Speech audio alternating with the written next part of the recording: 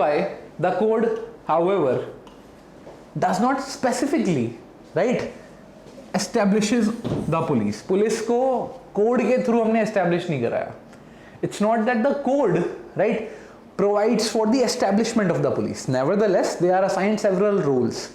They are assigned several functions. Several duties are imposed on them. Several rights are conferred on these police officers. It is found under the law provides the power of the police is a tool to stop and identify illegal acts. So not only that they act as an investigating agency, they also have preventive measures, right? Preventive action. They can also take preventive actions. Suppose in a particular area there is a possibility of some feud between several people, right? Maybe some community, they are fighting against each other, or there is a possibility of them fighting, right? So preventive measures can be taken by someone, right? We have to send someone, the state has to send someone, and that authority, that power, that role is assigned to the police officers. So apart from the code, they are provided under the Police Act of 1861, even before the CrPC, starting with the first one, right? The first CrPC that we saw, it was in the year 1861 only. So after the first War of Independence, 1857, then we saw the Britishers rapidly were working towards a criminal justice system. I won't say criminal justice system, but a criminal procedure, right? Because that was not just at that time. Because we saw that there were differentiation in between how a person who is of an Indian origin will be dealt and how a white person will be dealt. There was discrimination among them, which later on we refined, then we tuned in to a different CrPC, then again we shifted, then fourth time when we amended in 1973 to make it in line with the constitution. Now we have a procedure, criminal procedure, and there we can see organization establishment of the police. It has already been dealt under the Police Act. In accordance with that, the establishment afterwards, several duties are assigned to the police officers. Several role is given to the police officer. The power to arrest in terms of cognizable offense, right? So जो cognizable offense है वहाँ पे क्या होता है, police को जाने की जरूरत नहीं है मैजिस्ट्रेट के पास कि I want to take cognizance of someone. No requirement. What the police can do is he has the authority to arrest then and there if he finds that there is some sort of cognizable offense. So these authorities and powers are assigned to the police officer under the CrPC. However, the establishment stays in the Police Act of 1861. It provides the police force is an instrument for the detection of crime and also its prevention. So not only they have the role of preventing crimes, they also have a role to play in terms of its detection, in terms of investigation, in terms of collection of evidences. Thus, legislation in addition to CrPC governs functioning of the force itself. So in addition to the Police Act, we have CrPC, we have numerous other acts, we have special police as well, right? If you look at Delhi Special Police Establishment Act, which provides for the origination of special forces, for example CBI, right, Central Bureau of Investigation, they are also given ample powers. They are nothing but police authorities, right? But they are assigned a specific role in terms of some specific offenses, in terms of offenses against the state, which affects the state in a huge manner. So the differentiation can be done. Nevertheless, but they are still police officers. They have the role of prevention and detection and investigation. That is the role that is assigned to them. Now, when we look at the duties and functions of police, it starts with registration of FIR. FIR, हमने पहले भी एक बार उसके बारे में discuss किया था. That is first information report. अब क्या मतलब है first information report का? It means it's a system, right? It's a system of reporting something. It's a system when some information is collected, some information is received with regards to happening of a cognizable offense.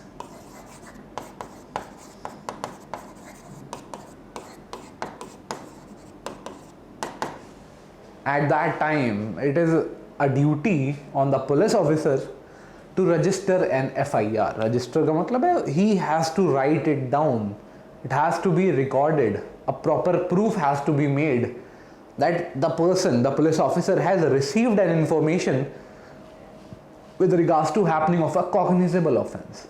Now in there, when we look at it, when we look at this aspect, we can see that under section 154, they are required to record information, and with respect to cognizable offence in accordance with section 154 only.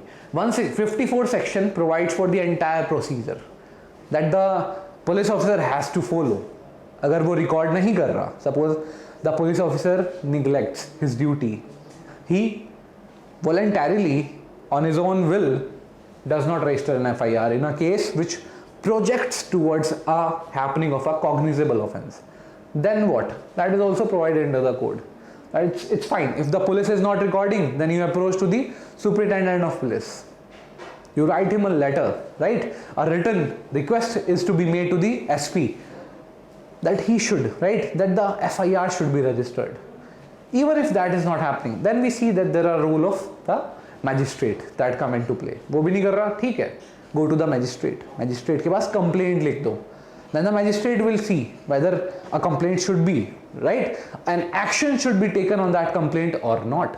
If he finds that there is happening of cognizable offence which requires registration of FIR, then he may direct a police officer to do so. He may direct him that you have to see, you have to fulfill your duty. So that is the role that is assigned to the police officer, starting with the registration of FIR.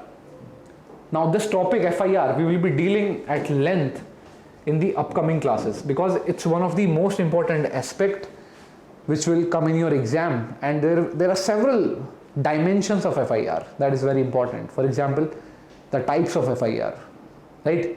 What types of FIR can there be? What sort of powers they do have? Why do we register them? Are they mandatory to be registered, right? So there is directions of the Supreme Court as well in Lalita Kumari case. Lalita Kumari case was a state of UP where the Supreme Court said yes, if you see a cognizable offence, it is mandatory on the police to register FIR. Even then, if they do not, then what happens, right? The effect of non-registration. So all that we will cover in the upcoming classes. Secondly, we can see there is a duty on police for preliminary investigation process. If we look at the definition of this word investigation, it means the collection of evidence, right? That is to be done by any authority other than a magistrate. Magistrate नहीं करता, उसके अलावा जो कुछ भी है collection of evidence का जो process है पूरा, that is performed by the police or some other person, right? That is investigation. The major role under the CrPC assigned to the police officer is the part of investigation, which means nothing but collection of several evidences. So what they have to do, they have to approach the spot जहाँ पे crime हुआ है, वहाँ पे जाएंगे वो. They'll go there, they'll ask several people what happened, what not. They will report it down, they'll write it down. They will collect evidence, they'll collect documentary evidence, they will collect a lot of witnesses. They'll ask witnesses about what happened, they'll present them to the court. So these roles are assigned to the police officer. Producing the arrested person before the court. Now for example, the police is suspecting someone that he has committed the crime, right? Now it is the role of the police to take further action. When it comes to cognizable offence, they do not require any sort of order, any sort of authority from the magistrate. They have the authority then and there. That is how cognizable offence is defined, where the police has the authority to arrest a person without warrant. So there, after the arrest is complete, the CrPC also provides for the safeguard to the person who is being arrested. And what is that safeguard? Safeguard with regards to the person who is arrested. Why? Because that person is just an accused of an offence. The offence is not proved against him, right? Had it been proved, a proper trial has taken place, after that the conviction happened, then this person will be in jail, right? That's a perfectly fine scenario. But where this trial has not occurred yet, the person is only an accused person, that can be a false accusation where maybe no reason for this person to be actually put into custody, right? So there is the aspect of arrested person, and harmonizing the rights of arrested person along with no trial has taken place so far, and also a cognizable offense happened where the police has authority to arrest.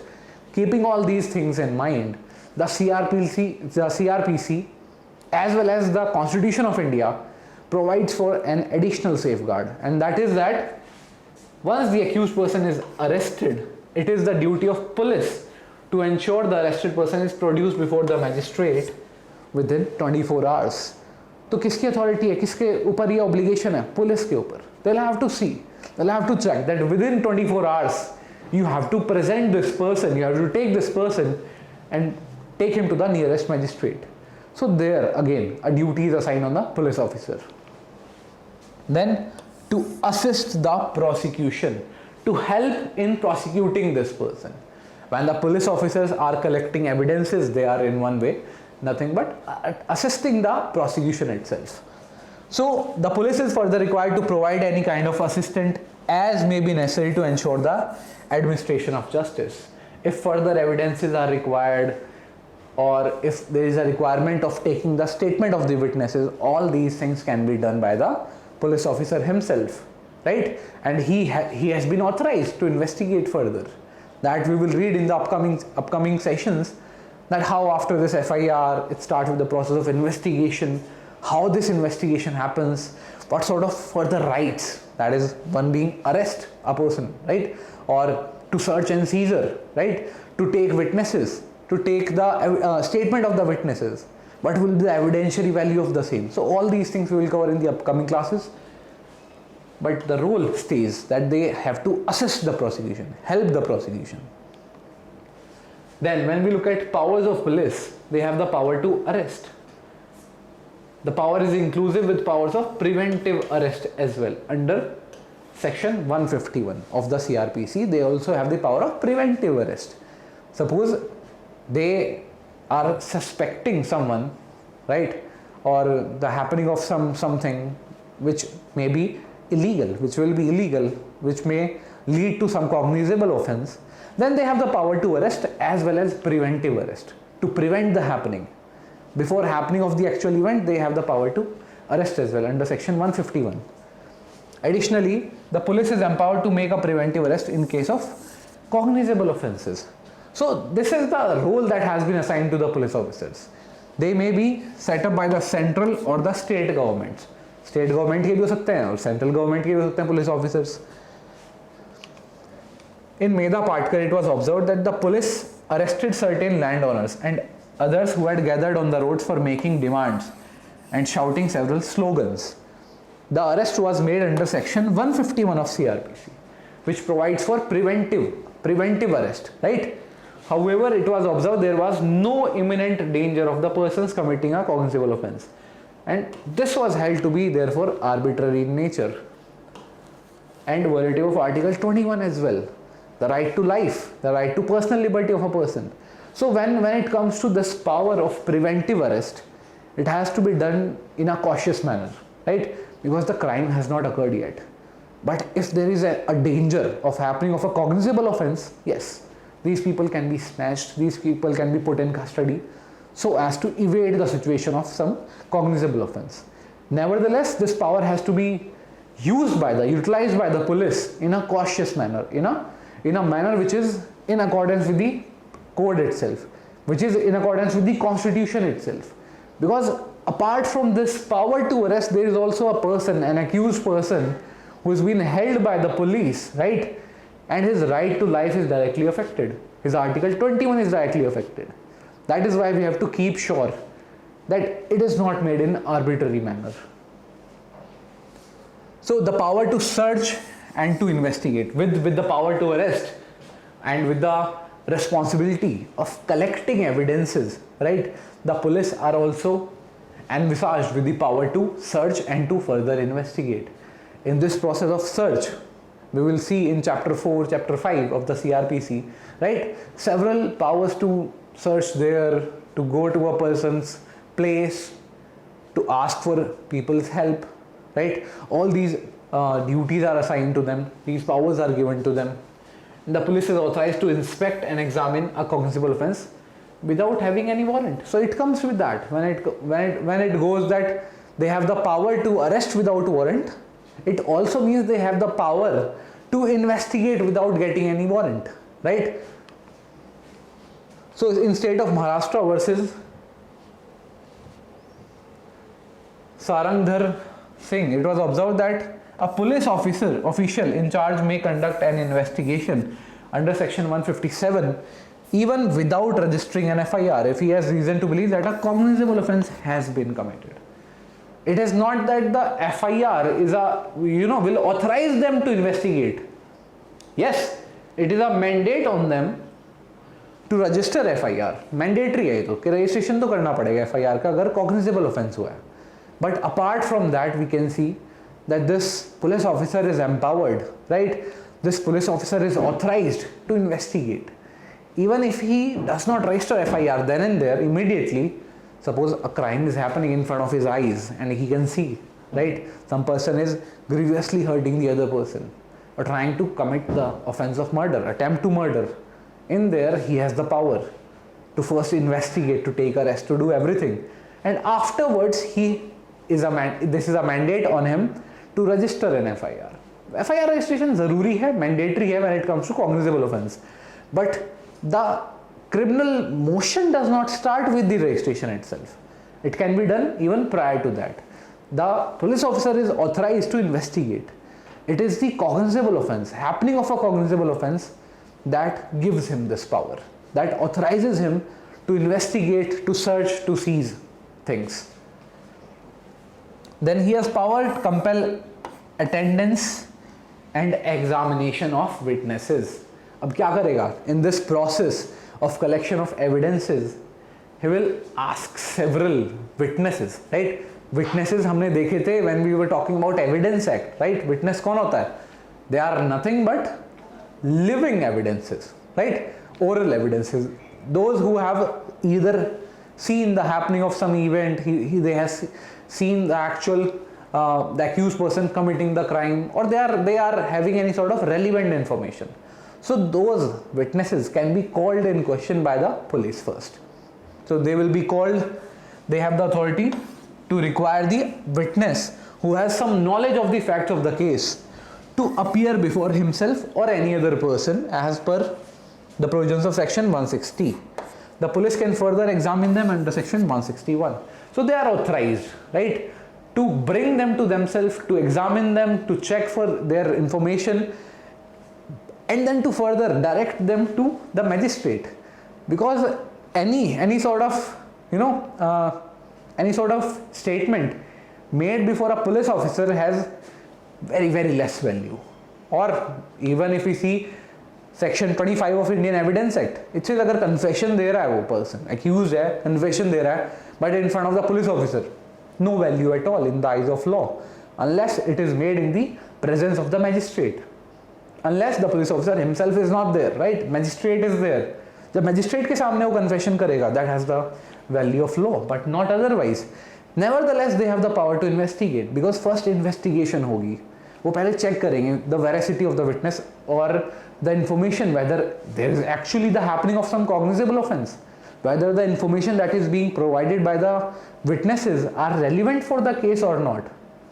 Then once they are satisfied, then they may take that witness to the magistrate, and the magistrate may record record his statement. But nevertheless, the record of the statement can be done, the examination and assessment can be done by the police officers.